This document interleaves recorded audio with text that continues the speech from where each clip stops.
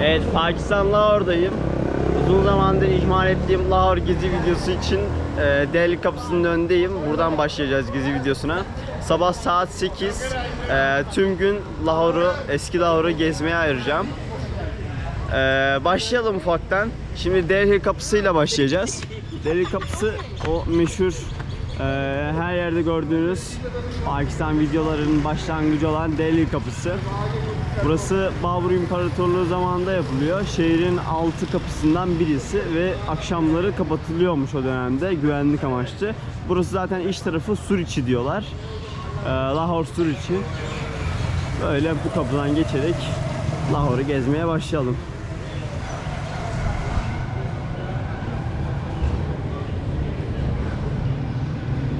Şimdi ileride Vezirhan Camisi var.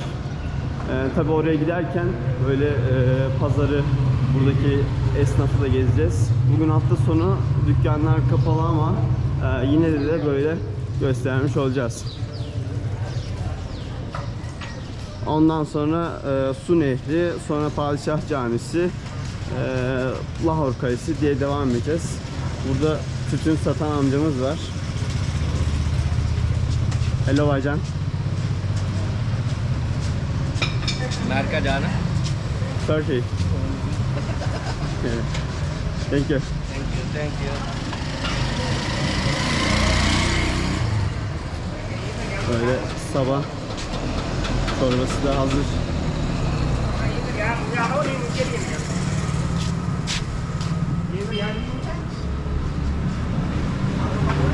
Lahore'da çok fazla sokak satıcısı var.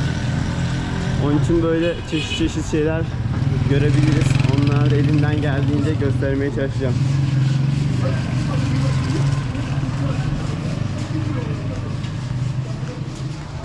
Dediğim gibi hafta sonu olduğu için dükkanlar kapalı. Ama normalde burada böyle iğne atsan yere düşmeyecek kalabalık oluyor. Özellikle hafta sonu seçtim daha rahat böyle gezebilmek için. Yani kalabalık olunca pek tadı olmuyor. Şimdi pazar içinde böyle kapalı yerlere denk gelmek çok olası. Genelde böyle kubbeli kapalı alanlar oluyor. İşte o Delhi kapısından başlamıştık. Hemen yakında zaten Vezirhan Camisi var. Şimdi oraya gireceğiz. Vezirhan Camisi de Babürler zamanında yapılıyor. Uzun yıllar padişahın halkı selamladığı Cuma selamlı olarak da geçiyor. Aynı zamanda çok fazla güvercin olduğu için Batılılar buraya güvercinli cami diyorlar.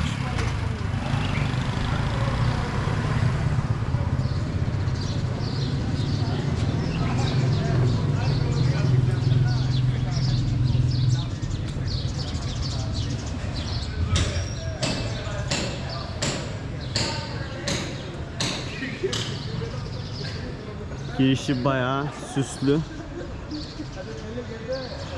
Bayağı renkli, hatta Pakistan'ın en süslü ve renkli camisi olarak geçiyor.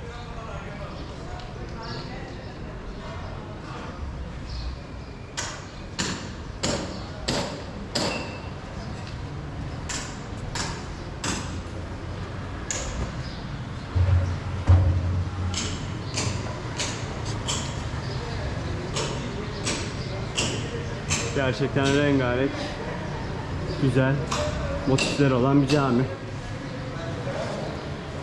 Burası giriş kısmı.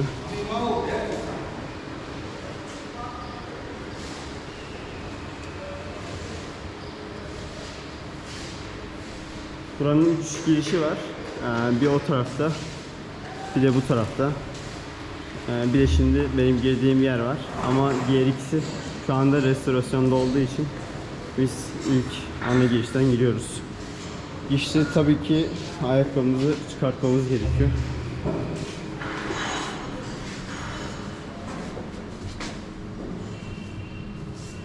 Böyle kocaman bir avlu bizi karşılıyor ilk girdiğimizde. Caminin 5 kubbesi, 4 minaresi var. Bu kenarlarında da böyle oda şeklinde derslikler var. 32 tane derslik olduğu söyleniyor. Ve caminin içinde de türbe var. Şimdi oraya da bakacağız. İç kısmında bazen bu havuz dolu oluyor ama bugün boşaltmışlar. Muhtemelen temizlik yapılacak. Abdest havuzu olarak geçiyor.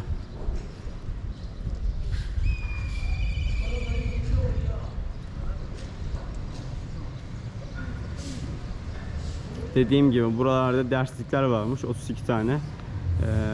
Burada hep öğrenciler Kur'an-ı Kerim, medrese usulü eğitim, talim görüyorlarmış.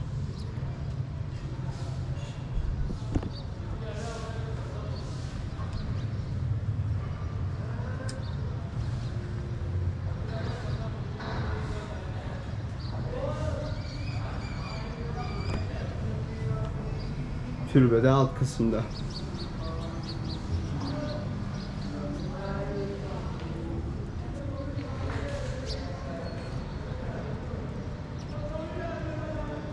Rengarenk bir cami böyle gördüğünüz gibi. Şimdi şöyle iç kısımda biraz gösterdikten sonra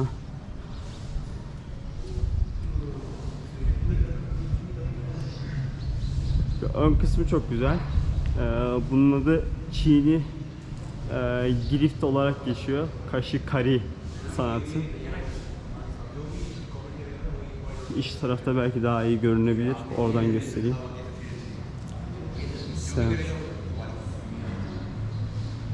Karşıda daha iyi görünüyor. Kaşı kari el sanatı bu.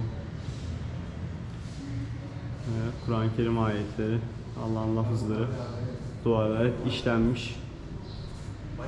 Çok güzel.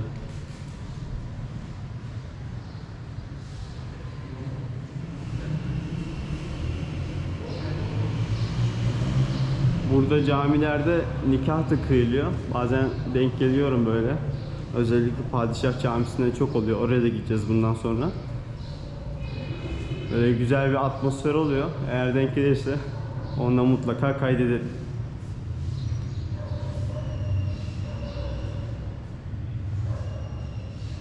Burası aynı zamanda Dünya UNESCO mirası arasında.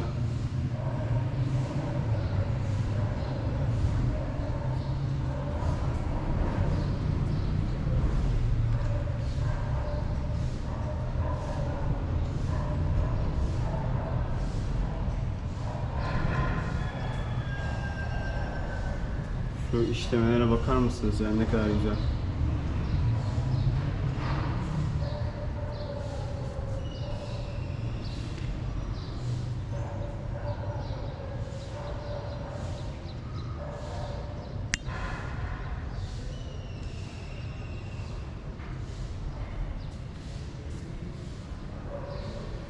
Bu tarafta aynı şekilde. Duvarların tamamı işleme.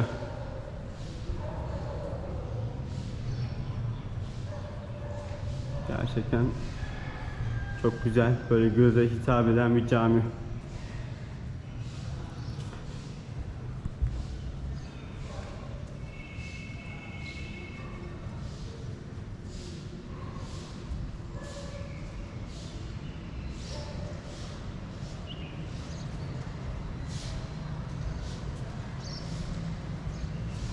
Bu yerdeki çadır aslında gündüzleri kaldırıyorlar. Şu anda muhtemelen sabah erkenden geldik de geceden indirmişlerdi. Gece çok rüzgar vardı.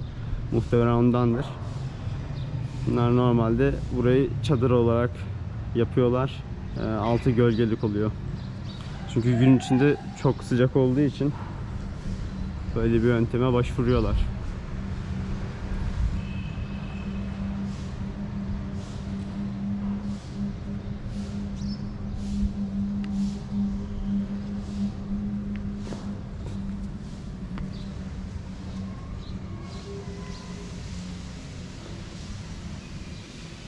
Odalardan bazıları açık, görevliler kalıyor. Birkaç kere denk gelmiştim. Diğerleri de normal kilitli bir şekilde kapalı duruyorlar.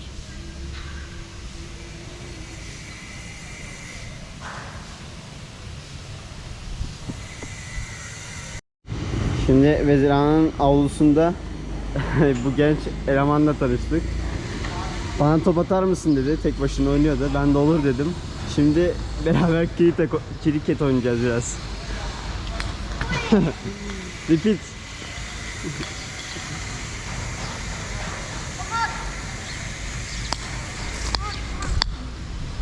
Yani böyle Veziran Camisi'nin tarihi dokusu önünde kriket oynamak da başka bir şey. Oo, süper. Videoyu çok uzatmadan öyle kapatalım. Lahore gezmeye devam edelim. Goodbye Baycan.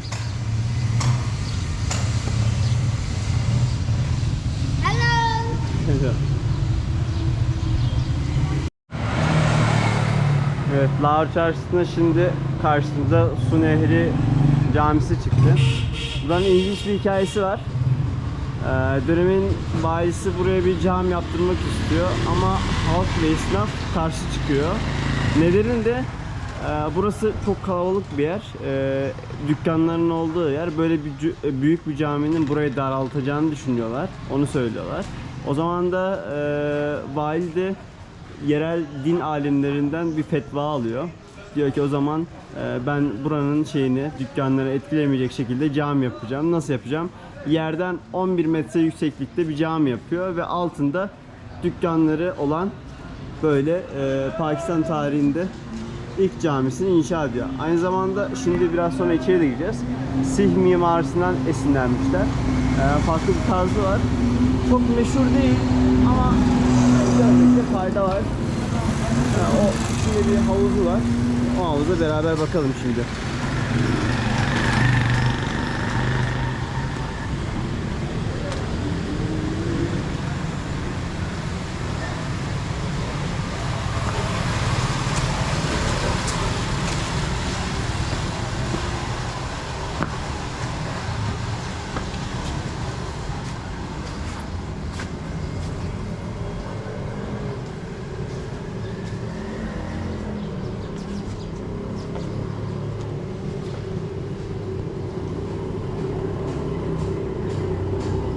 Kubbelerinde anlaşıldığı gibi Sih mimarisinin tamamen tarzıyla yapılmış bir cami. O dönemde etkilenilmiş. Tabii burada bir havuz var ama şu anda bayağı kirli. Caminin içinin çok bir olayı yok. Oraya girmeye gerek yok. Dışarıdan baktığımız hiç yok. Dediğim gibi işte burada esnaf karşı çıkıyor ama altına dükkan yaparak insanları ikna etmeyi başarmış cami yapmak için. Dönemin valisi. Burası da şimdi yol devam edeceğimiz ara sokak yol. Burayı da gördükten sonra devam edebiliriz. Şimdi sokakta yürürken Mazda kamyona denk geldik. Özellikle Mazda dediriyor Baycan. Bunu da size bir göstereyim dedim. Burada böyle kamyonların süslü olması aslında bir prestij meselesi. Bir racon. Ne kadar süslü olursa o kadar pahalı ve güzel iş yaptıklarını gösteren aslında bir alamet bu. Baycan inside open door.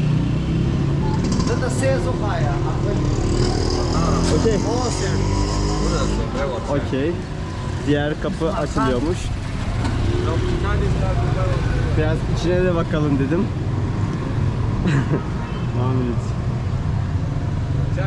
Öyle kamyonlar böyle burada. Ya aşırı renkli, beni rahatsız eden bir görsel ama burada insanlar böyle hoşlarına gidiyorlar. Şöyle bakar mısınız bir? Ama eğlenceli de görünüyor şimdi. Yes. Driver. Barmalk'tan boza, Barmalk'ta. Le jaona. Anlamıyorum. Can't understand. Kam Malk wala hai. Pakistan, Japan, England. Turkey. Turkey. Yes. Hangi Turkey? Yeah, kardeş. अच्छा Yeah. हम भी ले जाओ ना Okay. तुर्की Turkey. Turkish. Şimdi Türkleri çok sevdikleri için böyle samimi bir English नहीं maybe English. English no speaking. Urdu बोलो ना No problem. As marchakes Yes. Biber. Biberi gösterdi ama ne diye gösterdi anlamadım. Böyle kamyon böyle süslü yani. Göstermek istediğim buydu. Böyle belki bu kamyonlarla alakalı bir video çıkartabilirim denk getirebilirsem. Abiler ayakkabı işi yapıyor galiba. Ayakkabı yüklüyorlar. Öyle göstermiş olalım. Her yerinde ayrı bir süs var.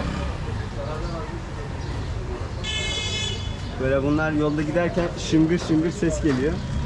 Çünkü bak rastladığım bir olay olduğu için yani camı kapatmış yani bu adam nasıl görüyor? Yes. Potu Foto. हाँ Yes. Smile. English Turkish हम भी ले जाओ ना उधर Yeah, okay. तुर्की लेट 5000 नुकसान हुआ Very good truck. Very good let मत दो very Thank you good Aycan. चे Nice. बोतल Thank you. Thank you. Şükriye. Goodbye. Öyle bunu da göstermiş olalım. Bayağı eğlenceli kamyon. Şimdi Lahore Kalesi kompleksine geldik. Burası çok büyük bir park alanı. İçinde Padişah Camisi var, Lahore Kalesi var, Sint İbadethanesi var. Arkamda Minare-i Pakistan yani Pakistan Özgürlük Anıtı var. İlk burayla başlayayım istedim çünkü bu komplekste en uzak, bahçenin içinde en uzak yapı burasıydı. Burayı da gezdikten sonra Lahore Kalesi ile geziye devam edeceğiz. Pakistan özgürlüğünü ilan ettikten sonra bu yapıyı inşa ediyor. İkonik bir yapı aslında Pakistan için. Ama bir şey dikkatimi çekti. Bu yapının etrafı böyle tellerle, dikenli tellerle kapatılmış. Biraz bana manidar geldi. Yani özgürlük anıtı ama etrafı böyle tellerle kapalı.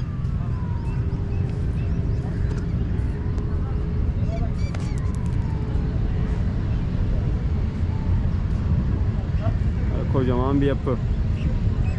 Dediğim gibi Pakistan için ikonik, temsil edecek bir yapı. Şimdi Lahore Kalesi'ne geçelim. Şimdi Lahore Kalesi'nin içine girdik. Az önce bilet kısmından geçtik, giriş kısmında. O kısımda kamerayı almıyorlar normalde. Onun için göstermeye çalıştım. Çantamın böyle derinliklerine sakladım kamerayı. Gerçi aramadılar bu sefer. Buraya 3-4 defa geldiğim için artık alıştılar. Türk mü Türk yani böyle hemen şey yapıyorlar, soruyorlar, ediyorlar. Hatta girişte normalde turistler ve yerliler için ayrı fiyatlandırma var. Yerlilere 50 rupi, turistlere 500 rupi. Ben buraya 3. 4. gelişim olduğu için artık bana yerli bileti kesiyorlar.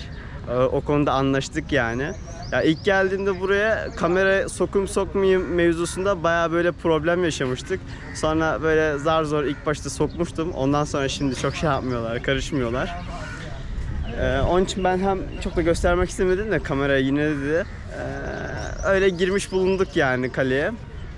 Şimdi kaleyi böyle havada sıcak ama kaleyi böyle hemen hızlıca anlatacağım bir kısmını. Çünkü burası devasa bir kompleks, çok büyük. Yani böyle sadece gezmeye kalkışsak bir günümüzü alır. Onun için böyle belli başlı yerleri göstereceğim. Ben daha önce burayı 2 kere rehber eşliğinde gezmiştim. Çok fazla detayı var. Yani aman Allah'ım dersiniz. Zaten onları akılda tutmak, kaydetmek ya da anlatmak çok büyük iş yani. Sanat ayrıca. Onun için ben böyle aklımda kalanlar, önemli kısımlar, not aldığım kısımları anlatacağım.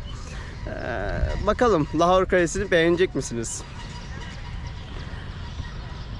Şimdi burası kalenin meydanı. Şöyle göstereyim. Bu kalenin 3 girişi var. Karşı taraftaki girişi şurada gözüküyor. Oraya gitmeyeceğiz de çok sıcak olduğu için. Orası Divan-ı girişi. Halkın girdiği yer. Burada padişahın şeyi de, tahtı da, makamı da burada bulunuyor. Padişah dediğim Ekberşah.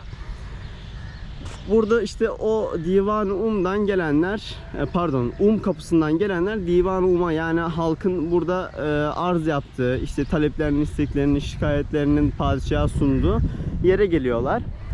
Tam karşısında Divan-ı askerlerin giriş yaptığı bir kapı var. Orası sokağa açılıyor. Oralar kapalı. Orası da kapalı bu arada. Halkın girdiği yer. Sadece bu kısım açık. Burada da padişahın geldiği yer. Tam Padişah Camisi'nin tarafında. Buradan geliyor. Buradan içeri giriyor. 3 kapısı var dediğim gibi. Şimdi burada 400 sene önce yapılmış ama daha öncesi var buranın. Gazneliler döneminde Mahmut Gaznevi dönemine ait tam şuraya gidiyoruz. Bu meydanın altında 8 metre altında kalıntılara rastlanıyor. Aslında sadece burası Ekberşah, Babürlere ait değil. Daha önce de birçok medeniyet, birçok toplum yaşamış.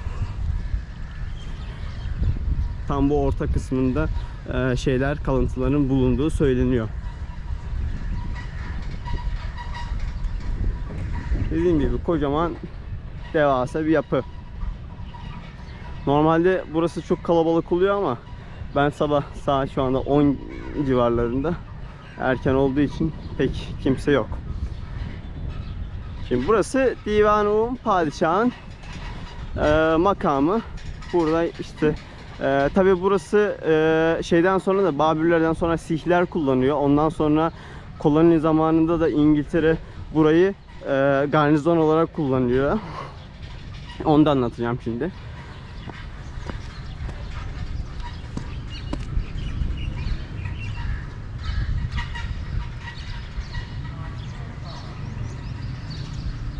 Şimdi insanlar böyle erkenden gelmişler.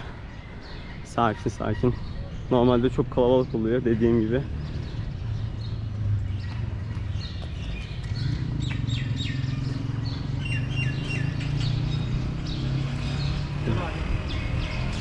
Şimdi iç kısmı göstereceğim. Lan bir İspanya. Şimdi karşıda şu kısımda padişah oturuyordu. Buradan halk geliyordu. Şurada arz yapıyordu. Ondan sonra çıkıyorlardı. Aynı zamanda bu şeyin özelliği de, sarayın özelliği yeraltı kanallarının çok fazla olması. Mesela orada bir giriş var. Alttan çıkabiliyorsunuz ya da başka yerlere gidebiliyorsunuz. Yani yer altında da aslında tünel şehri var burada. Burası dediğim gibi Ekberşah ve Cihangir döneminde padişah makamı olarak kullanılmış ama sonradan Sihler ve İngiltere'nin kullanımında farklı amaçlarla kullanmış. Mesela İngiltere şu şeyleri, demir parçaları İngilizler eklemiş. Buraları perde çekerek askerlerin reviri olarak kullanmışlar burayı. Neyse, bu detayı da anlattıktan sonra hemen arka kısma geçeceğiz. Arka kısımda padişahın haremi var. Harem kısmında Şiş Mahal var. Orayı da göstereceğim. Çok böyle videoyu bu kısmı çok böyle uzatmadan hemen gösterip çıkacağım.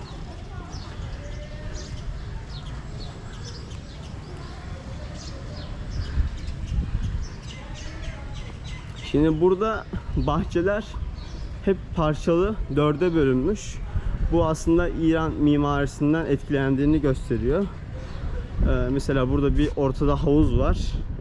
Parçalanmış, 4'e bölünmüş bahçesi de, yani etrafındaki o avlu kısmı, yeşil kısım, çim kısmı. Şu karşıda padişahın yönetim ekibinde işte o vezirler ya da farklı devlet kademesindeki insanlar yaşıyordu. Karşıda padişahın evi olarak geçiyor ama asıl evi, yani mahrem tarafı arka tarafta. Orayı da göstereceğiz. Şimdi oraya gidiyoruz. Devam ediyoruz. Bakalım.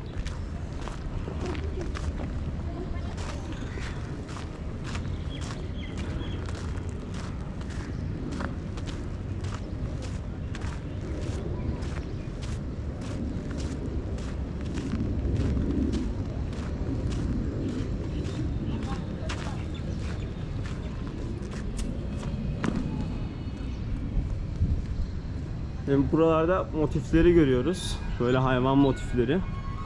Bu da Ekberşah döneminden sonra yapılmış. Yani Hint eserlerinden işte o mimariden etkilenmişler. Mesela tavus kuşu var. Bilmiyorum kamerada nasıl çıkıyor ama fil var. Atlar var. Farklı çeşitli hayvanlar var. Sihler döneminde de bir sürü eklemeler yapılmış. Mesela at oyunları var, polo oyunlarının resimleri var. Onları şimdi görürsek onları da göstereceğim. Fil dövüşleri yapılıyormuş o dönemde, yaptırılıyormuş. Onların figürleri var, onların böyle temsil eden ikonlar var. Mesela aslan heykeli var. Öyle farklı farklı hayvanların figürleri var. Dediğim gibi burası arka bahçe olarak geçiyor. Padişahın evinin önündeki.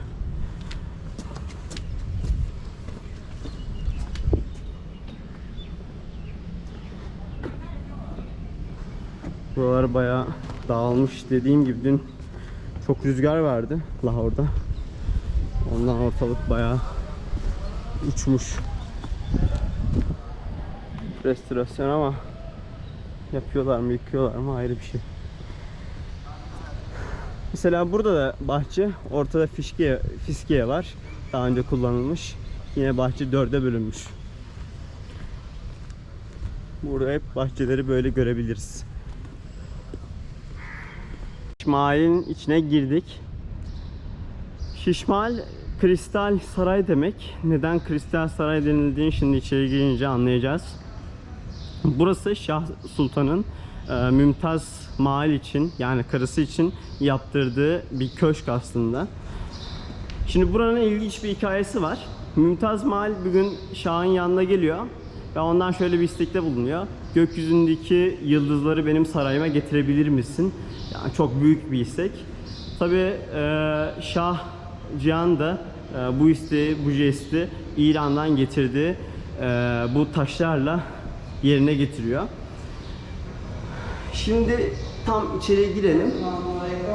Geceleri burada mumlar yanınca şeydeki tavandaki, şöyle flaşımda, Çin telefondaki, şöyle göstereyim. Tavandaki o her bir taş sanki içinde bir ışık varmış gibi, yıldız gibi parlamaya başlıyor. Şöyle kamerada nasıl gözüküyor bu arada bilmiyorum ama böyle dışarıda harika görünüyor. Geceleri de daha güzel göründüğüne eminim yani. Şimdi bunlar böyle tek tek parlamaya başlıyor ışık kaynağını görünce. Her biri bir noktadan sanki gökyüzündeki o Samanyolu galaksisi gibi çok binlerce, yüz binlerce yıldız gibi parlamaya başlıyor. Ve aslında bu çok güzel bir olay yani. Ben böyle ilk duyduğumda çok şaşırmıştım. Mümtaz Mahal'e böyle bir jest yapıyor. Ama diğer bir rivayete göre de Mümtaz Mahal burayı görmek için Hindistan'da, şimdiki Hindistan'da gelirken yolda vefat ettiği söyleniyor. Yani düşünsenize, Şah Cihan'ın karısısınız ve sizin isteğiniz doğrultusunda bir saray yapılmış, bir köşk yapılmış ve bunu göremeden ölüyorsunuz. Yani üzücü olmalı. Ama hikayesi çok güzel. Şöyle şu taşları da yakından göstereyim. Bu taraftakiler renkli, içeridekiler hepsi tek renkli. İşte şöyle ışık tuttuğunuzda böyle her biri bir noktada parlamaya başlıyor. Ve sanki yıldız gibi, binlerce yıldız varmış gibi gökte öyle bir hava veriyor. Gerçekten harika bir yapı. Bir de şu köşede de bir tane daha yapı var. Bu sarayın tüm maliyeti kadar maliyet tuttuğunu söyleniyor şu karşıdaki o küçücük oda. Şimdi oranın neden öyle olduğunu da bakacağız. Burada Sihler döneminde de hep böyle duvarlara işlenmiş resimler var ama çok tahrip edilmiş. Böyle çok belli olmuyor bile yani nasıl bir çizim olduğu, nasıl bir böyle sütun olduğu, o kadar tahrip edilmiş. Bunlar Sih döneminde yapılıyor. Figürlerden zaten anlaşılıyor. O ibadethanelerini falan çizmişler. Şu duvara bakar mısınız? Bu gerçekten çok üzücü. Aynı zamanda burada yerde bulut mermer dedikleri dönemin çok pahalı bir mermer çeşidi kullanılıyor. Aynı şekilde bu havuz da dolduğunda geceleri parıltı oluşuyor o yerden dolayı. Burada böyle yıldız efekti veriyor aslında. Şimdi buraya bakacak olursak aynı zamanda restorasyon var. İnşallah şey yapmazlar, bir şey demezler. Şimdi şu işlemeleri göstereceğim. Bunlar sanki böyle boyaymış gibi, sanki çizmişler gibi geliyor ama aslında bunların her biri mermer. Ve bu mermerlerin bir özelliği var. Geceleri ışık kaynağı görünce bunlar parlamaya başlıyor. Mesela ben şöyle tutacağım da. Şöyle parlıyorlar. Yani flash'ın böyle telefonun orta kısmında olduğu için çok belli olmuyor ama bunlar parlamaya başlıyor ve harika yani. Düşünsene her biri şunların bir mermer parçası. Yani boyama falan değil, resim falan değil yani. Harika bir şey.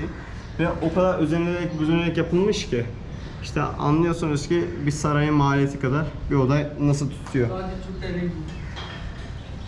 Öyle güzel. Buradaki manzara da Padişah Camisi'ni görüyor.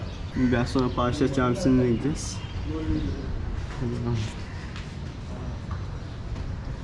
Sen buradaki eserlerde İtalyan mimarisi kullanıldığı söyleniyor dönemin. Bize anlatan rehber öyle anlatmıştı.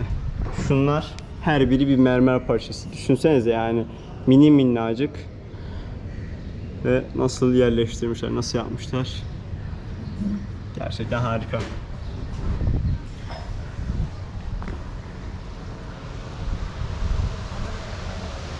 Dediğim gibi restorasyon çalışması var. Şaşırdığım bir noktada restorasyonda çamur kullanıyorlar. Bildiğimiz topraktan çamur.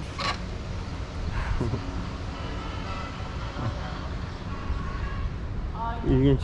Belki dokuyu bozmamak için yapıyorlardı ama çok da anlamadım. Şimdi Sihler'in yaptığı o duvar boyamalarını göstereceğim. Şuna bakın. Gerçekten çok güzel bir görselken böyle sonradan nasılsa böyle tahrip edilmiş, nasılsa değiştirilmiş. Enteresan. Yani bu eser, bu yapı bir Amerika'da, bir Avrupa'da olsaydı belki de şu anda cam fanusun içine almışlardı. O kadar kıymetli. Burası da bu ortadaki havuza giden su yolu. Buradan gün içinde su gider. Su hattında işte fiskiye sistemiyle de böyle havuz şeklinde kullanılıyormuş. Böyle burayı da gösterdikten sonra şimdi buradan çıkalım. Sonra sarayı ufaktan bitirmiş olacağız. Şişmahal'den çıktık. Padişah bazen de bir yol daha kullanırmış. Yani fillerle geldiğinde saraya. Orayı da göstereceğim.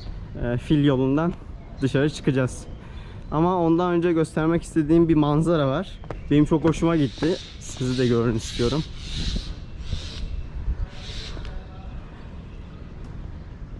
Şimdi şurası kalenin asıl girişi, asıl kapı. Burası da sonradan yapılmış baruthane.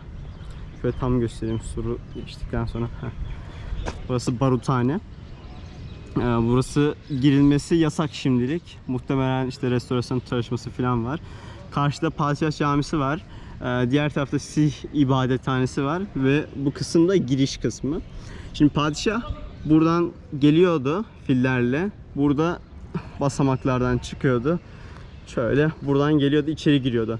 Burası 58 adımlık fil yolu diyorlar buraya. Neden 58 adımlık filan derken basamakları saydım ilk geldiğimde. Tam 58 adım çıkıyor. İsmi de oradan geliyormuş. Aslında 58 adımlık merdiven yol olarak geçiyor. Ama şu manzara cidden harika yani. Gerçekten böyle büyüleyici.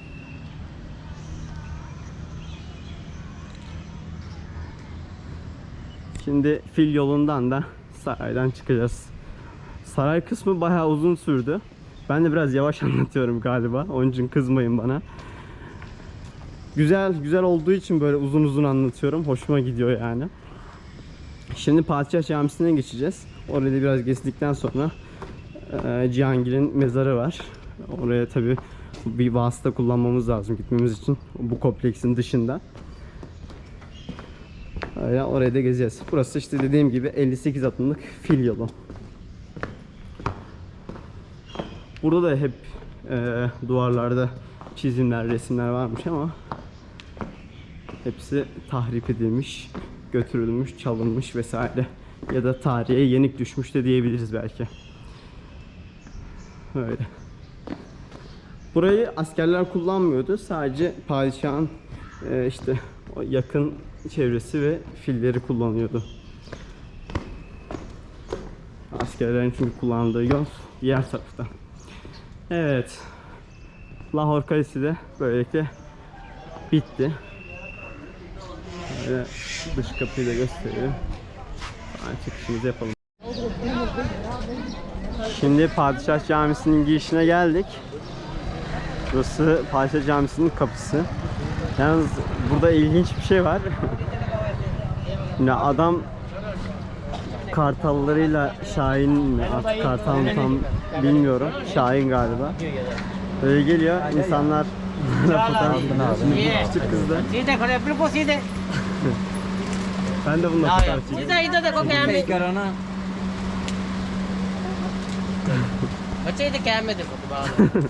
Boyu da yetmiyor. Bayağı tatlı. बस ऐसे ही जा रही थी आज और किसी की Yani ben ilk seferde korkmuştum. Kız yine çok korkmadı.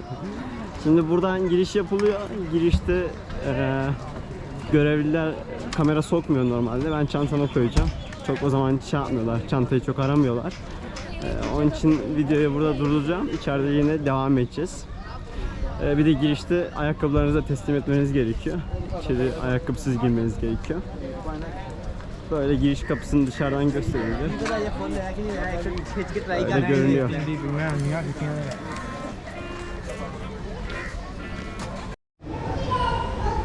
Şimdi o büyüleyici, o büyük, layık, övgüye değer caminin avlusundayız. Padişah Camisi'ndeyiz. Avlu kocaman, cami kocaman, ortam çok iyi ama biz öğlen vakti geldiğimiz için korkunç sıcak. Özellikle yerler çok sıcak. Yani şu yerlere su falan döküyorlar. Oralarda yürümeye çalışıyoruz. Böyle çıplak ayak olunca bayağı zorlanıyor insan sıcakta. Böyle hızlıca hemen camiye geçip böyle geçerken de ufak ufak bir şeylerden bahsedeceğim. Şimdi Babürler zamanında Evrengah Şah tarafından yapılıyor bu cami. Pakistan'ın ikinci büyük camisi. Aynı zamanda şu karşıda görünen girişte kutsal emanetler var. İşte sakalı şerif var, hırkayı şerif var. Peygamber Efendimiz'e ait bazı hususi eşyalar var. Yalnız orada kamera kaydı almak yasak. Onun için buraya eğer bir gün yolunuz düşerse mutlaka uğramayı, orayı göz atmayı, gezmeyi unutmayın. Şöyle. Burası 110.000 kişilik kapasiteye sahip. Pakistan'ın en büyük ikinci camisi. Birincisi İslamabad'da. İnşallah İslamabad'a gittiğimizde de orayı göstereceğim. Böyle bir tane harika bir cami. 4 minaresi var. 3 kubbesi bulunuyor. Bu arada yerlerde hava olmasına rağmen korkunç sıcak. Böyle insanlar ufladığını görüyorsunuz zaten. Yani bildiğiniz ayak haşlanıyor. 60'er metrelik 4 minaresi var. Yalnız bu minarelerin bir özelliği var. Herhangi bir deprem, doğal afette böyle sallantıda içeri doğru yıkılmasın diye dışa doğru 2 derecelik bir eğimli açı var. O 2 derece herhangi bir şey olursa camiye zarar vermesin, caminin içindeki insana zarar vermesin diye dışarı yıkılsın diye 2 derece dışarıya vermişler eğimi. Kırmızı kum taşı diyorlar bu şeye, kullandıkları yapıya. Ondan kullanmış. Onun için kırmızı duvarlar gözüküyor zaten. Bu 40 sütun işlemeciliği var. Burada meşhur bu Pakistan'da tarihi bir şey. işleme sanatı. Ondan kullanılmış. Böyle bu tarafta yine orayı da gezeriz de. Gerçi nasıl basacağız bilmiyorum. Ha, halı sermişler. Oraya geçince oradan da birkaç bir şeyden bahsedeceğiz. Böyle. Şurası zaten o bahsettiğim giriş kapısı. Böyle hızlı hızlı geçelim de. Sorry. Bayağı sıcak.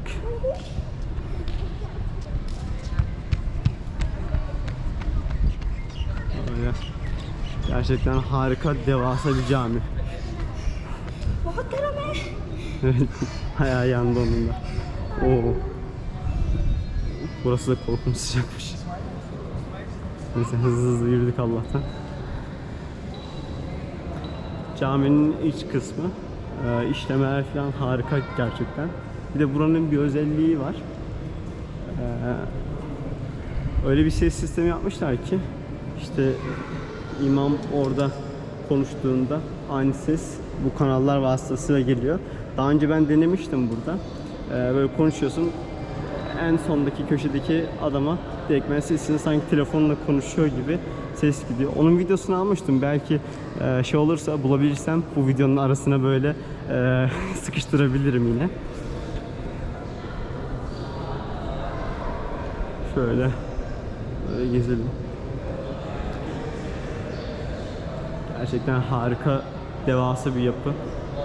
Pakistan'ın, Lahor'un en güzel bence yapısı, en böyle ihtişamlı, gösterişli bir yapısı. Benim en sevdiğim yapı.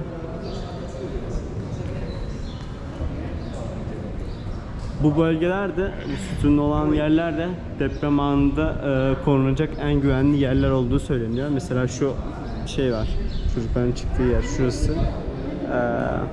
Deprem anında sığınılacak sığınak olarak geçiyor. Ona asla bir şey olmaz diyorlar. Artık nasıl bir mimari inşasıyla yapmışlarsa öyle söyleniyor. İşlemeler falan harika. Selamünaleyküm.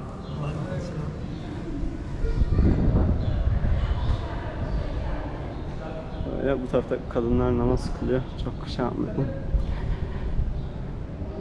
Böyle devasa bir bahçesi var, avlusu var.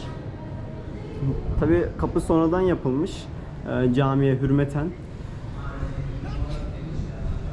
Önce burası yapılıyor, sonra bu avluya bir kapı gerektiğini, böyle insanların direktmen bodoslama girmesin diye kapı ihtiyacı doğduğu söyleniyor. Sonradan eklenmiş yani. Ama yine aynı dönemde, yani Babür döneminde. Son yüzyılda falan değil. 400 yıllık bu tarihi cami. Buranın bizim için bir önemli anlamı daha var. Çanakkale Savaşı'nda Pakistan Osmanlı'ya çok fazla yardımda bulunmuş. Muhammed İkbal var, buranın milli şairi.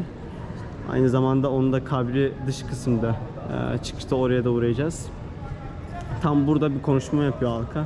İşte Pakistan'ın, Hilafeti Osmaniye'nin dertli, sıkıntılı zamanlardan geçirdiği bir savaşta olduğu, onlar için yardımda bulunması gerektiğini Pakistan halkının anlatıyor.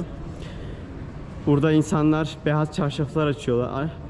Ellerinde para, pul, işte saat, değerli ne varsa hepsini o çarşafın içine atıyorlar, Osmanlı'ya gönderiyorlar. Bir kaynağa göre 2,5 milyon sterlin gönderildiği söyleniyor Çanakkale Savaşı'nda Osmanlı'ya. Ve o parayla bir Türk bankası, İş Bankası'nın kurulduğu anlatılıyor. Yani böyle zor zamanlarımızda da yanımızda olmuş. Hatta en son Malatya Elazığ depreminde de Pakistan maddi manevi destekleri olduğu yazıyor. Böyle anlamlı. Türkiye, İstanbul Pakistan Büyükelçisi Yusuf Cüneyd'in de anlattığı bir olay var. Bir gün nenemin kulağında bir kesik olduğunu fark ediyorum ve onun neden olduğunu soruyorum diye bir şeyi var, hikayesi var. Nenesine soruyor, diyor ki neden kulağında böyle bir kesik var? O da anlatıyor. Osmanlı savaştayken onlar için Pakistan'da bir grup insan çarşaflarla, beyaz çarşaflarla şeyler toplanıyordu, yardımlar toplanıyordu ve sokaklarda onlar geziyorlardı. Ben de onlardan birini kaçırmamak için kulağımdaki küpeyi vermek istedim. Yalnız küpe 5-6 senedir çıkmadığı için, hiç kullanmadığım için yapışmıştı kulağıma ve ben de çektim, kulağımı yırttım ama o küpeyi Osmanlı'ya gönderebildim diye nenesinin anlattığı bir hikaye var. O hikayeyi ben YouTube'da izlemiştim. Bunu Büyükelçi anlatıyor. Onu da şey yaparım, link olarak koyacağım. Onu da izlersiniz. Çok güzel bir olay. Ya böyle fedakar bir toplum. Osmanlı için, Türkiye için her zaman yanında olan, her zaman destekleyici cümleler kullanmış. Hatta en son subaylarından birisi Türkiye'nin bir vilayeti olmaya hazırız diye böyle çok özverili bir konuşması var. O kadar bağlılar ülkeye. Yani bizi bizden daha çok seviyorlar.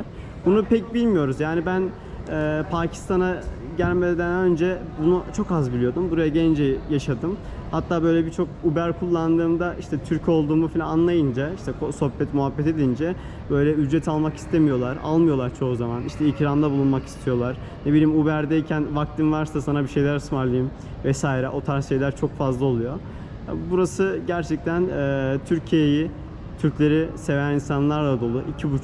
250 milyon insanın Türkiye için böyle kalbi attığı bir yer, bir coğrafya, Güney Asya'da bir toplum.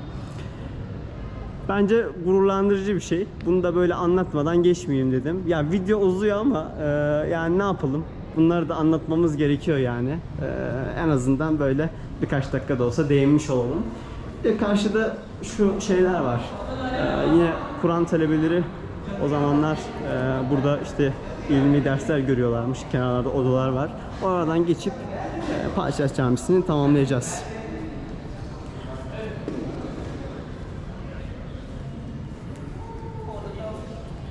Şükrü.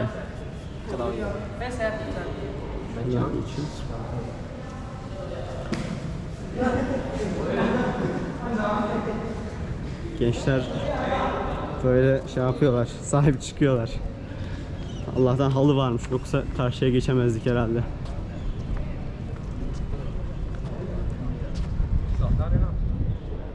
Burası en çok böyle gün batımında çok güzel oluyor. Yine gün batımında buraya gelmeyi planlıyorum da program nasıl olur bilmiyorum tam olarak. Şimdi güneş tepede olunca çok böyle şey olmuyor. Güneşten kaçmaktan böyle tam dokunun keyfini alamıyoruz. Alsın.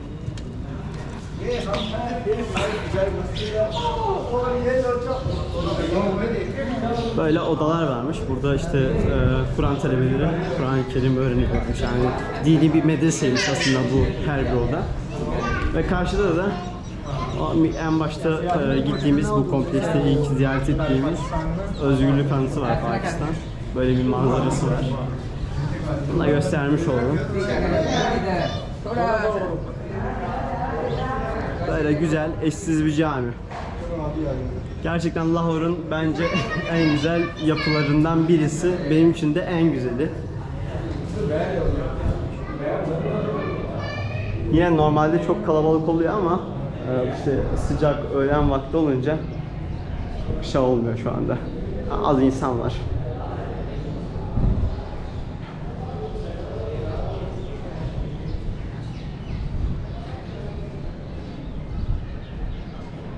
Şöyle camiyi de son defa gösterip videomu durdurayım.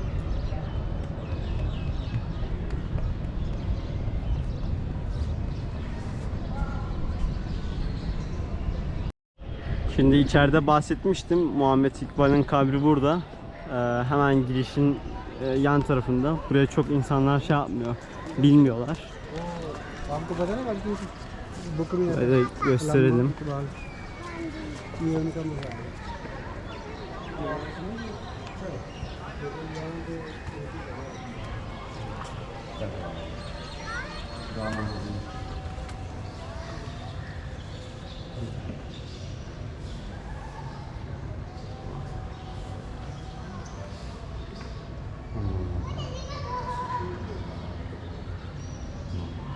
Alo.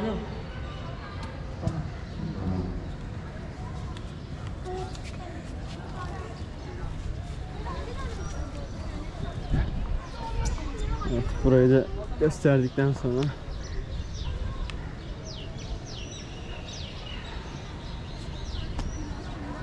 evet, böylelikle Padişah Camisi de bitmiş oldu. Şimdi Cihangir'in mezarına gideceğiz. Evet, şimdi Cihangir Türbesi'ne geldik. Burası da Lahor Kalesi gibi çok büyük bir alana sahip. Yalnız burada böyle dikkatimizi çeken en ilginç şey şu. Burada her şey simetrik. Yani bir yol varsa sağında da aynı ağaç var, solunda da aynı ağaç var. İşte mesela burada büyük bir ağaç var. Burada da aynı şekilde. Bu arada sol tarafta vezirin, Cihangir'in vezirinin mezarı var. Sağ tarafta da Cihangir Şah'ın mezarı var. Şimdi ilk önce Cihangir Şah'ın mezarına gideceğiz. Dediğim gibi işte sol tarafta büyük bir ağaç var, sağ tarafta büyük bir ağaç var. Bunu tüm bahçede görebileceğiz. Buranın 6 kapısı var. Cihangir aslında ölmeden önce kendisine işte cennetin de 8 kapısı var. Yanlış söyledim. Buranın da 8 kapısı var.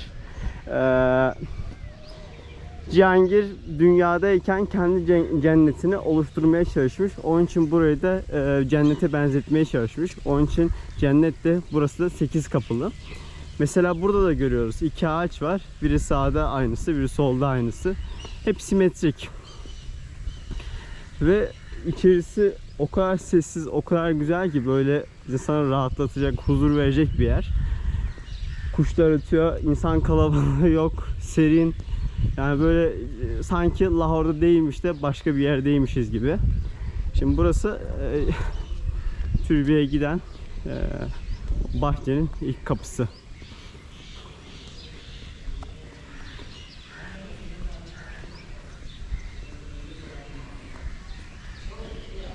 Gerçekten öğlenin sıcağını resmen kesiyor.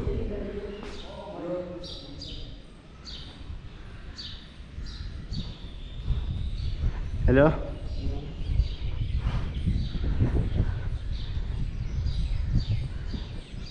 Böyle devasa bir alan. Mesela şurada, şuraya geçelim, daha iyi görünüyor.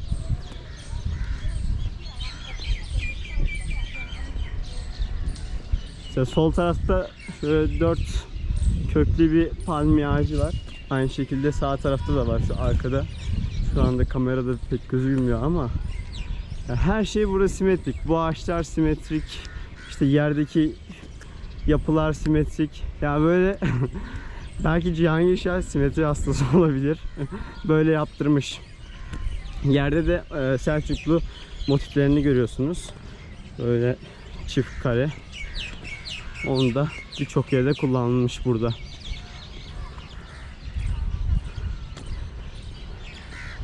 Gerçekten devasa bir alan. Lahor'un burası kuzeyinde kalıyor. Biraz merkeze uzak, eski Lahor'a da uzak. Ama mutlaka böyle gelinip görülmesi gereken yerlerden kesinlikle.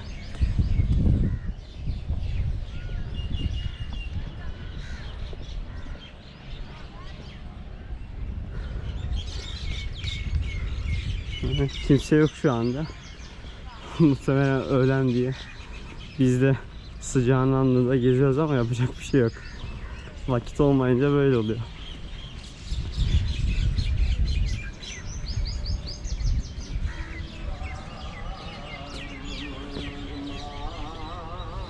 Ortada eskiden Skiye varmış ama şimdi yok.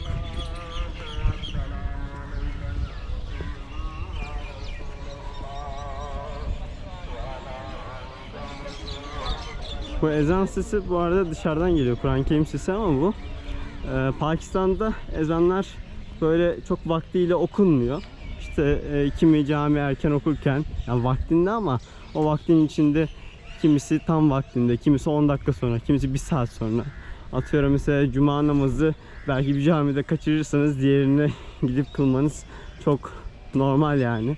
Çünkü aynı vakitte kılınmıyor. Cuma namazı aynı anda başlamıyor. Onun için böyle camileri takip ederseniz cemaate yetişebilirsiniz. Yani şuradaki ağaçlar da mesela sağ tarafta aynısı var. Hep simetrik.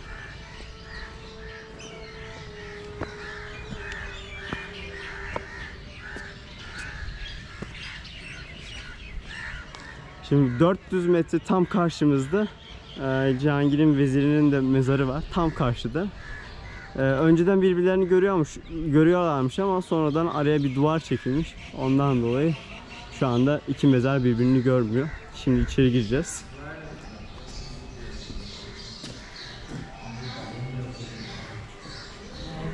Selamünaleyküm. ठीक है कहाँ से आए हैं आप Mustafa. मुस्मा Yes, Mustafa. Country Turkey. तुर्की Yeah. मैं याद है नाइट मारने Welcome, sir. Yeah. Thank you. Şükriye. Brother countries. Brother. Brother's country. Şimdi Cihangir'in mezarına doğru gidiyoruz. Sultan Nuruddin. Open the light. You will Ee, turn on the light. Işık inşallah vardır çünkü hiç görünmüyor.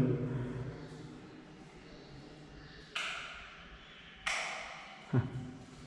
Şimdi daha iyi. Şimdi Cihangir'in türbesinde üzerinde Allah'ın 99 ismi var. Daha önce ben incelemiştim. Buradaki işlemeler de çok güzel. Bunlar da hepsi mermer. Hiçbir şekilde boya falan yok. Boya olarak sen de alabilirsiniz. Üstünde bir de burada türbelerde hep böyle gül yaprakları koyarlar.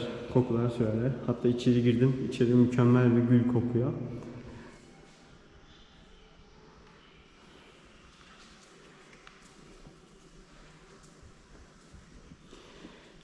Tam türbenin olduğu yerde 8 kapısı var. Dediğimiz gibi Cihangir Şah dünyadayken kendi cennetini aslında burada oluşturmuş. Yeah, please. Special square and better pool. Şeyde Şiş Mahalle'de göstermiştim. Aynı teknik burada da var. Böyle sanki içinde bir ışık kaynağı varmış gibi parlıyor. İkiden harika. Kamerada ne kadar iyi çıkıyor bilmiyorum ama şu anda abi el feneriyle tutuyor. Çok harika görünüyor. Gerçekten eşsiz ya. Or diamonds. Yani daha iyisini çok az görmüşümdür. Yes, sir. There is a full name Yes. of this king. Markade Munawar. Cihangir Şah name. Name. Yeah. Rani Pana. Nuruddin Muhammad Jahangir Padishah. Again, we will see. It is the best one. Abi yine gösteriyor. O ışık tutunca mermerin tamamı parlıyor. Yani harika bir şey. Tam kamerada inşallah çıkıyordur da. O zaman siz de çok iyi görürsünüz. Ama görünmüyorsa bile benim betimlememle mesela ya harika bir şey ya gerçekten. Bu geceleri şimdi ışık gördüğünde daha böyle bir parlak oluyorlar. Şimdi gündüz olduğu için mecbur ışık tutup bunu görmek zorundayız. Take brother. Okay. And see another color in purple. Wow. And tiger eyes. Oh. Burada daha iyi görünüyor. Very good. Wonderful. Thank you. Welcome. Böyle göstermiş oldum. Gerçekten harika. Huzur bulduğum bir yer. Böyle eşsiz, eşsiz bir yer. Kesinlikle buraya gelip de eğer buraya gelmezseniz o da büyük bir şey olur, hata olur yani. Şimdi Pakistan'da bir sözü var Padişah Camisi için. Eğer bir Pakistanlı olarak Padişah Camisi'ni ziyaret etmediysen henüz doğmuş sayılmıyorsun. Doğmuş sayılmıyorsun. Yani bence aynı şey burası için de söylenmeli. Yani Padişah Camii ne kadar önemliyse Cihangir'in mezarı da o kadar önemli. Böyle gösterelim. Şimdi biraz sonra vezirin kabrine gideceğiz. Orayı da bir şey yapacağız, inceleyeceğiz. Şimdi ben abilerle biraz muhabbet edeyim. Ondan sonra videoya devam ederiz. Şimdi abiyle muhabbet ettik. Minarelere çıkılıyor mu diye sordum. İlk başta yok falan dedi ama sonra bayağı ben Tamam, bir şey yapınca doğru. böyle ricacı olunca ricacı olunca ikna oldu.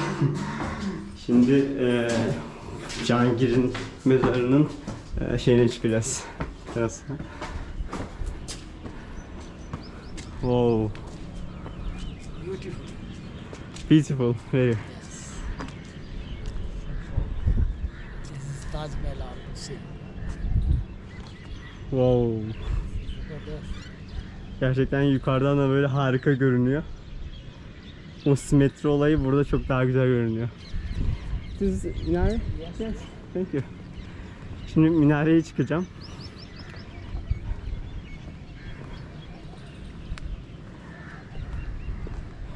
Çok güzel görünüyor ya gerçekten. Daha önce hiç böyle bir teklifte bulunmamıştım. Böyle bir deneyim dedim şansımda. Abi de sağ olsun. Normalde buraya çıkmak kesinlikle yasak diye anlatıyor. Thank you.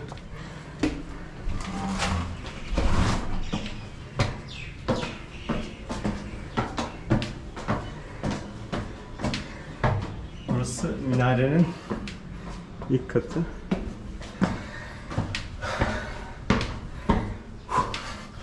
Nefes nefese kaldım havada, korkunç sıcak olunca.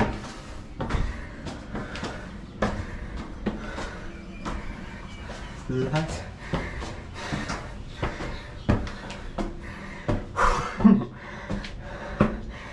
Ve bacaklarımın üstü yanmaya başladı. Wow.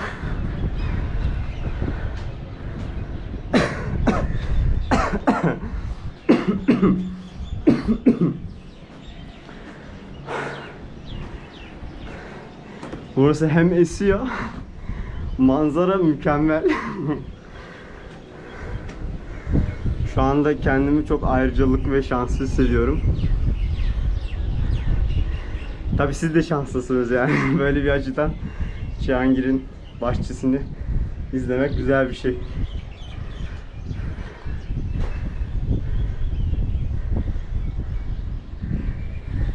Tanrım. This is Ravi River. Yeah. Yeah. Aynen. Area. Rivet. Şeyden bahsettiğim, Şişmali'de bahsettiğim o nehir burası aslında. This is Lahore Bashi Mosque. Yes. This is Bashi Mosque. 5 kilometers. Yes, yes, yes. This is 1, 2, 3, Harika, 4, 3 harika. minar. Hı hı. Aynen karşıda 5 kilometre uzaklıkta Padişah Camisi görünüyor. Bayağı uzak ama yani böyle şey gibi görünüyor. Yes. Ve bakar mısınız ya, harikadır görünüyor. Böyle çok uzaklar görünmüyor çünkü nem var, işte hava kirliliği var, sis var. Onun için çok uzaklar görünmüyor ama böyle tam şu karenin altı Cihangir'in o demek ki türbesi. Şöyle. Buralar Lahore'un biraz daha böyle dar gelirli insanların yaşadığı yerler. Onun için çarpık kentleşme var karşılarda. Kamera ne kadar iyi çekiyor bilmiyorum ama yani gerçekten böyle harika ya. Yani ben bayağı beğendim. Gerçekten cenneti böyle taklit etmiş yani. Artık dünyanın cenneti, Cihangir'in cenneti buysa. Bir de aşırı rahatlatıcı bir havası var. Böyle ne bileyim, çok tarif edemedim.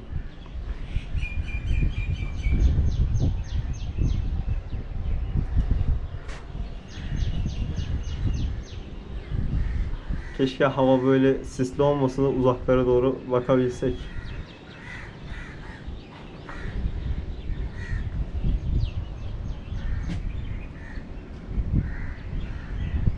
Mesela burada da aynı şekilde dörde bölünmüş bir bahçe var. Hep stil aynı. Sürekli karşınıza çıkar bu Pakistan'da. Dörde bölünmüş bahçeler. Yani böyle kümelenmiş. Aynı şekilde burası da öyle. Sürekli hatırlatıyorum ama güzel bir detay. Şimdi geri inelim. Okay? Thank you brother. Şimdi videoyu durdurayım. Şimdi Cihangir Şah'ın vezirinin mezarı da bunun arkasında. Normalde geçiş vardı ama kapatmışlar galiba, restorasyon falan var. Onun için böyle zaten şeyle Cihangir'in mezarıyla aynı sayılır. O biraz daha mütevazi tabii vezir olduğu için. Ona değinelim, yani girecektik ama giremedik. Çok da böyle şey yok, farklı bir olay yok zaten. Şimdi şöyle son defa Cihangir'in mezarına, evet şuradan baktığında tam karşıda nokta şeklinde görünüyor. Tabii kamerada ne kadar görünüyor bilmiyorum ama böyle burası gerçekten hoşuma gitti. Güzel de bir yer. O minareye çıkma olayımız da daha eşsiz oldu. Bu arada burada çok fazla sincap var. Hep böyle sağda solda şey yapıyorlar, geziyorlar. Kameraya çekecek kadar şey değil de yavaş değiller ama böyle ona söylemiş olayım. Yani gerçekten huzurlu, güzel böyle hani cennet bahçesi derler ya, tıpkı onun gibi. Mutlaka burayı ziyaret edin eğer bir gün Lahora gelirseniz, bu videoyu da izlemiş olursanız. Öyle. Videoyu burada kapatayım ben. Evet, şimdi Lahore videolarını tamamladık. Neredeyse tamamını gezdik, yani birçok böyle meşhur gidilmesi gereken yerlere uğradım. Oralarda kayıt aldım. Tabi birazcık uzun oldu video ama olsun. Videonun bu kısmına gelenler için de tebrik ediyorum. Onlar ayrı yeri var benim için. Tabi böyle 2x'de izleyenler, atlayarak izleyenler falan bu mede dahil değil. Böyle tamamını izleyenleri medediyorum. Onlara teşekkür ederim. Şimdi burası Haveli Restoran. Şeyin karşısında Padişah Camisi'nin. O manzarayı da gösterip videomu artık bitireceğim yani sonunda. Tekrardan teşekkür ederim. Umarım beğenmişsinizdir videoyu. Umarım işe yaramıştır. Şöyle göstereyim ve kapatayım.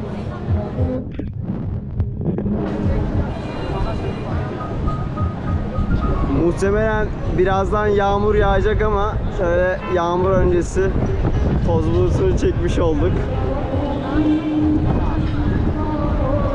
Ama manzara gerçekten müthiş.